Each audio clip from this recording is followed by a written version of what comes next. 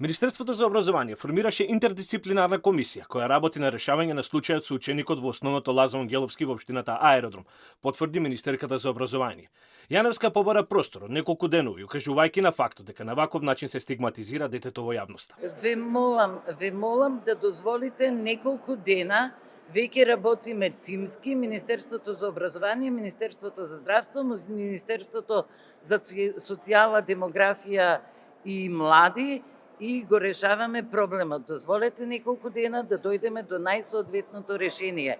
Предвидуваме подлабоки, посериозни активности и постапки кои ќе бидат во корист на детето и решавањето на целиот случај. Наставата во основното Лазо Ангеловски во општина Аеродром и денес не се одржа. Советот на родители донеле одлука за бојкот кој може да продолжи од идната недела, односно на целосно решавање на проблемот. Оттаму потврдија дека не поставуваат ултиматум детето да биде отпишано, туку бараат да се заштитат правата на нивните деца. Од детската амбасада Мегеши во допис до Алфа нагласува дека правото на образование на секое дете е усвоено со Конвенцијата на правата на децата.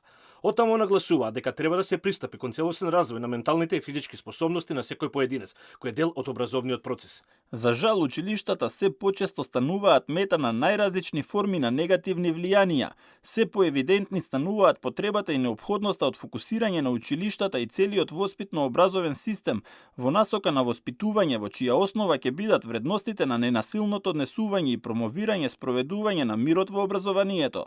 Инаку, проблемот со ученикот ескалираше откако требаше да биде преферент од основното училиште Лазо Ангеловски во општина Аеродром во основот 11 октомври во општина Центар. Имено, ученикот беше одбиен да посетува настана во училиштето поради обвиненија за насилно однесување кон соученици.